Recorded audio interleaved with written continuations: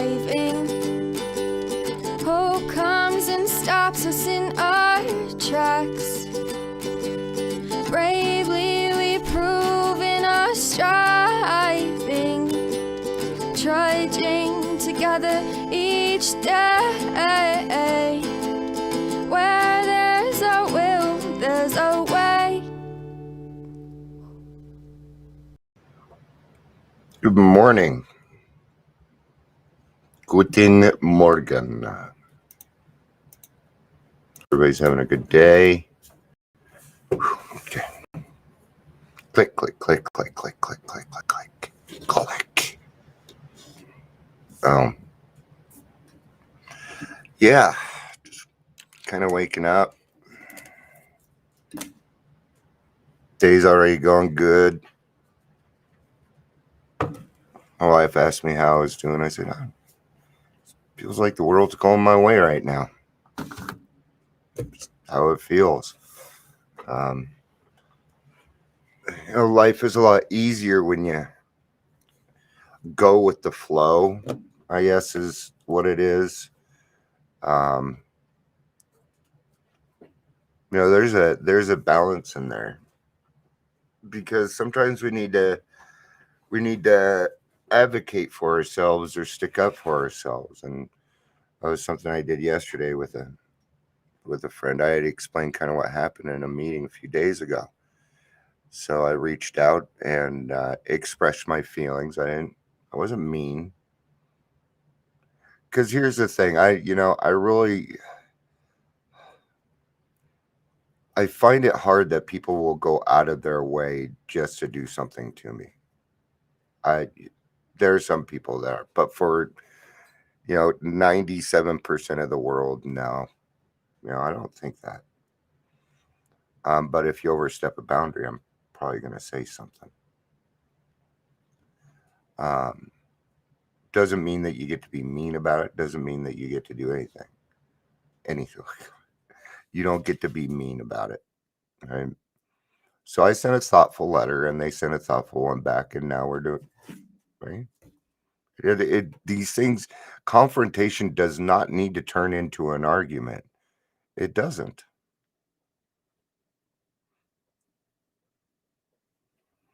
I find that when I give people the respect that they deserve, because just because somebody stepped on my toes doesn't mean that I can't respect them. Now, are we taking a look at people? And I know it's easy to love somebody. When you get to a point where you can learn to love yourself, it is a lot easier to love people that you don't like. Now I'm going to ask you to do something else. What do you like about them?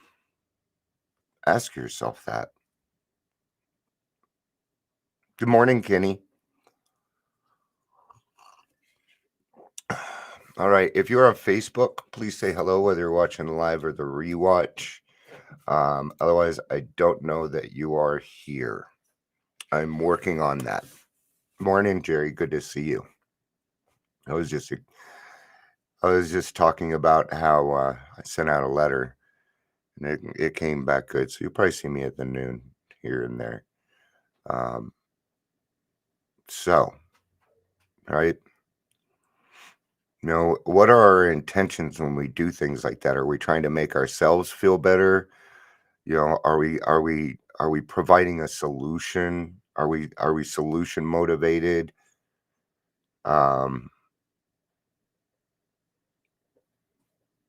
Yeah. So let's talk about mental health in your recovery. It says Facebook user, so I don't know who we are. Hello. It does that sometimes. I can go find out. The other thing I don't like is my cameras are down here, so it always looks like I'm looking up on Facebook, and I don't like that either. A lot of things I just don't like, right? I have been talking to Restream about this stuff, and they're blaming it on Facebook. So, yeah, technical stuff that you guys probably don't care about. But I asked him, why am I paying $50 for whether Facebook is sending you bad stuff or not, your analytics need to work. Then don't provide them if they're inconsistent or they don't work, or they're broken in a link somewhere. You still provide that service, and the rest of it's just not my problem, right? So, let it lie where it's at. You know, they did something about it, and blah blah blah. So, mental health and our recovery.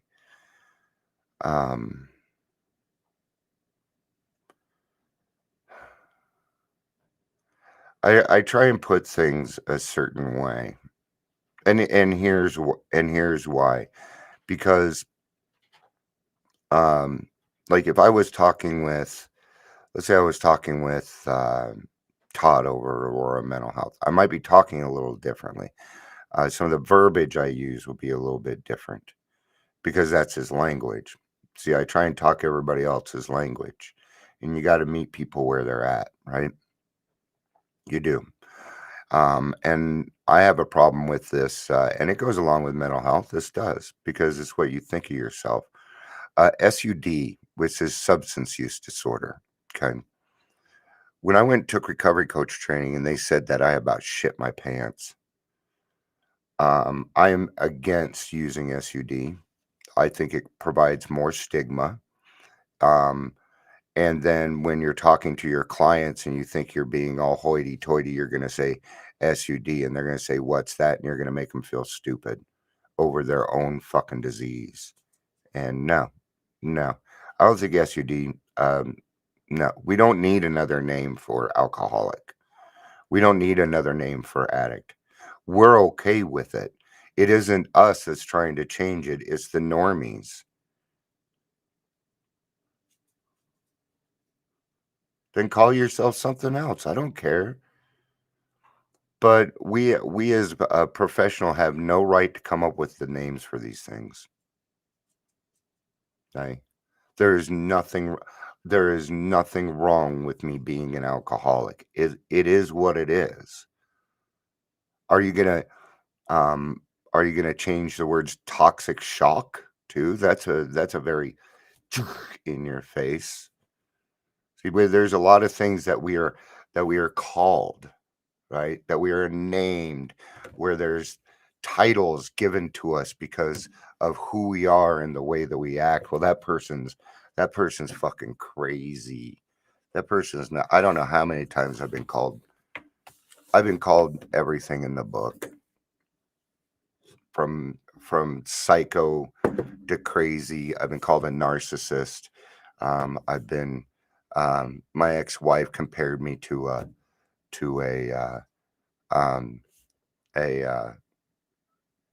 child molester. Yeah, I've been called all sorts of stuff, but people I love, duh, love the duh. Just, I still love them when they're over there. That's a joke. You can laugh at it. Over there, over there. All right. So I don't always like to presume, assume, or things like that. But I have not met an alcoholic or addict yet that didn't have some kind of mental health problem going along with it. Whether they were doing something about it or not was something entirely different.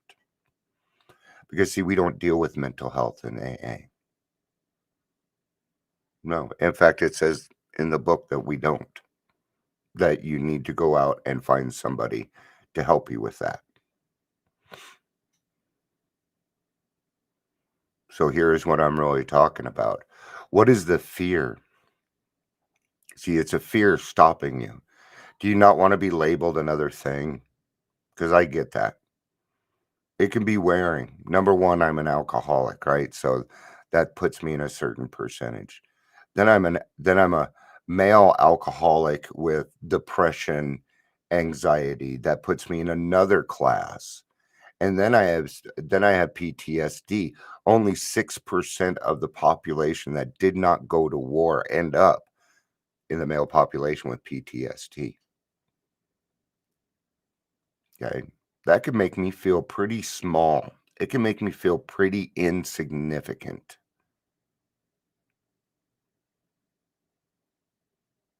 Okay. In a way, it kind of hurts. But I have the tools to get over those humps. Those aren't even mountains to me anymore. Those are just little humps in the road. Riding your bike, I'm going to use it as a jump. Woo! That's what I'm going to use it for.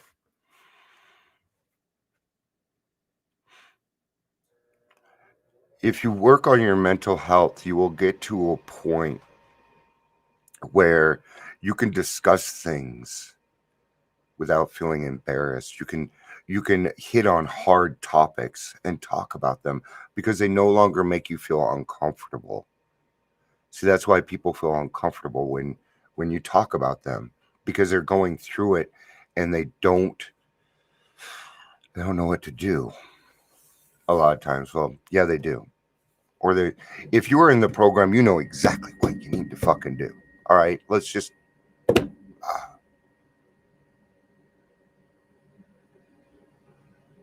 we didn't we put mind altering drugs in our body for years, so we expect to come out clean.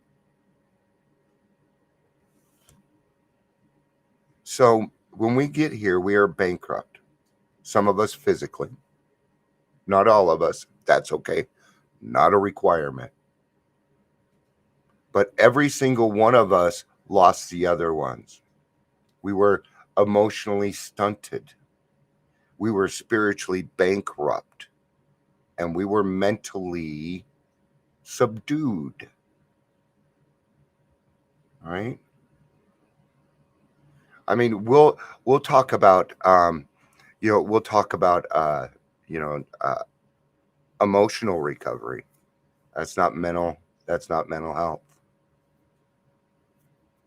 Emotional sobriety is just not using other people to utilize for your happiness or your sadness or your excitement or any other emotion that you're trying to capture at the moment.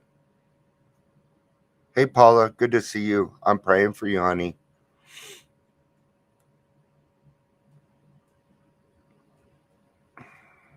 Um, since you put it on, Paula has Facebook tomorrow. Well, my dyslexia is.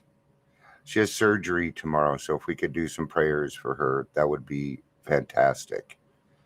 She also, and I'm a big fan. I forget the name of it, Paula. Please post it if you can. But it's like a Meals on Wheels thing where you contribute and they bring the person food.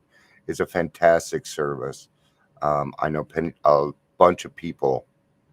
Well, on your way after this, and I better make it good. I better make it good. No pressure, Dion. I'm kidding. I wouldn't do that to myself. Is today at 2:30? Okay, then we're praying for today.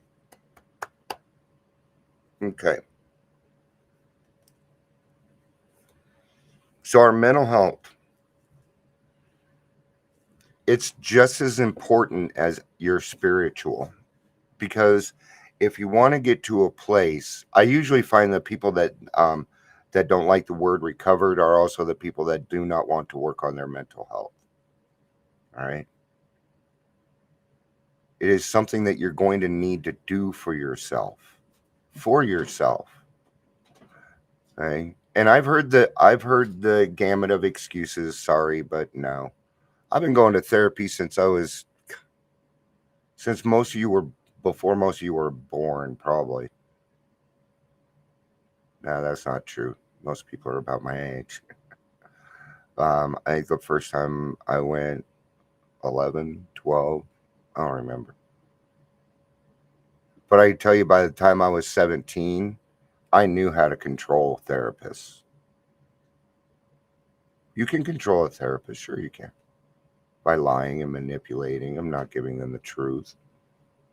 They know, but they can't do anything about it. See, going to a therapist isn't about them helping you. It is about you discovering what you can do for yourself. It's about running this until the answer comes out, because you already have the answer. You just can't see it yet.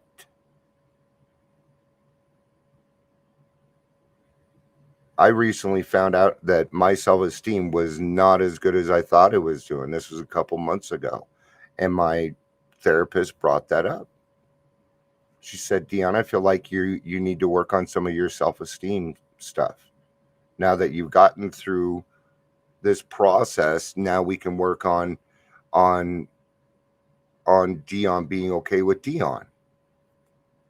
Yeah. My therapist is just a guide. That's it. Okay. Just real quick, just a reminder, we are not doctors. We are not therapists. We are not anything. We are just alcoholics. So please, the next person I hear telling another person to get off of their meds, I'm going to punch you in the fucking throat. I swear to God. Jeebus. I won't punch anybody in the throat. I'm not even allowed to lift 20 pounds, let alone punch somebody. Yeah, because that's the reason. Let's see what the Daily Reflection has to say today. I have a feeling it's probably good. Rigorous honesty. Uh-oh. That's what I love about this. Everything matches. Without rigorous honesty, you're not going to get help. Who wishes to be rigorously honest and tolerant? Who wants to confess his faults to another and make restitution for harm done? Who cares anything about a higher power, let alone meditation and prayer? Who wants to sacrifice time and energy in trying to carry AA's message to the next sufferer? No, the average alcoholic, self-centered in the extreme, doesn't care for this prospect unless he has to do these things in order to stay alive himself. And even then,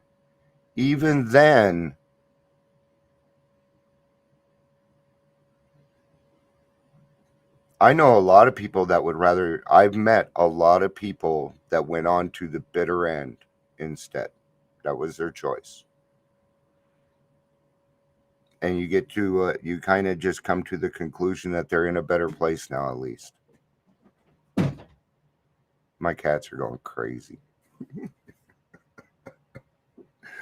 They're destroying everything, and I can't, I do my best to clean up, but it starts to hurt after a little while. So, yeah, who wishes to be rigorously honest and tolerant? So in the beginning, that shit's scary, man. It's scary because you don't know. You haven't experienced it before. You are naive. I have a half hour until the okay. I didn't realize that. Okay, that much time had gone by. Yeah, don't forget about the newcomers meeting. Maybe some newcomers will show up.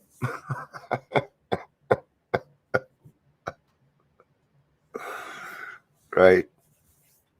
There again, people being rigorously honest. Do they really want to help these people? See, the sober livings didn't pass on the information, is what happened. Because they don't want to be rigorously honest. All right. Would they rather these people fail?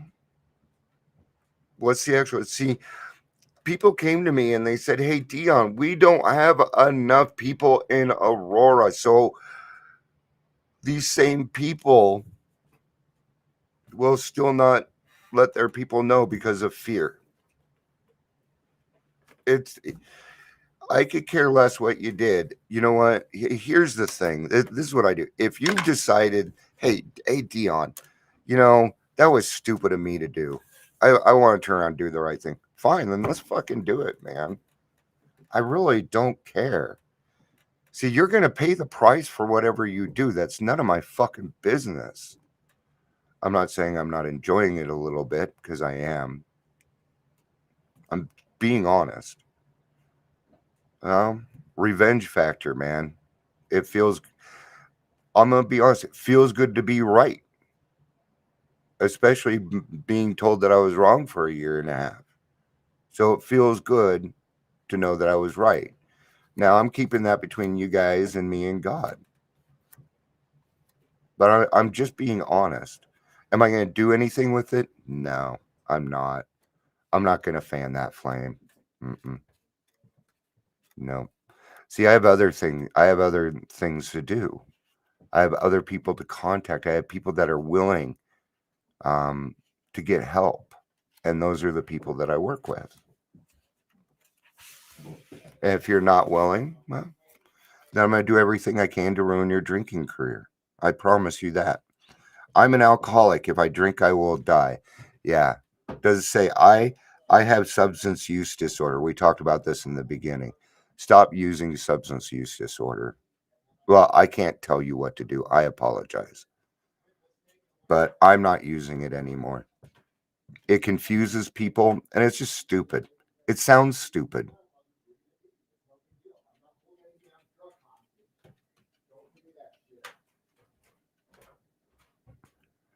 All right.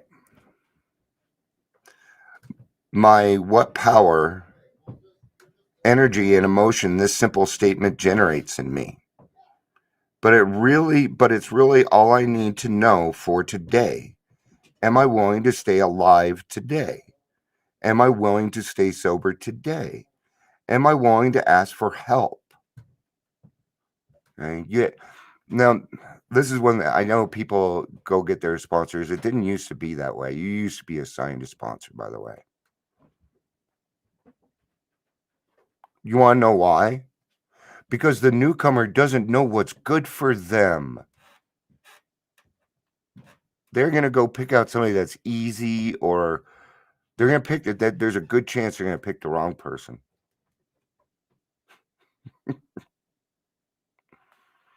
The guy I'm sponsoring right now, I went to him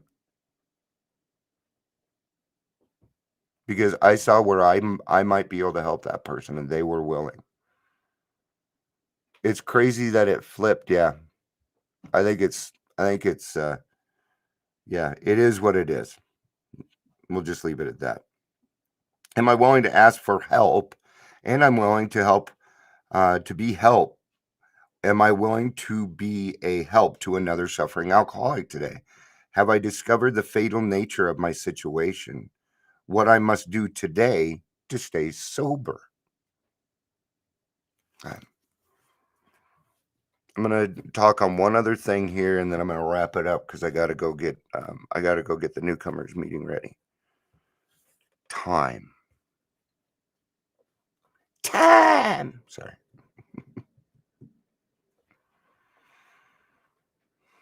Still count your days? I stopped counting my days. It was like getting out of jail. I hated it.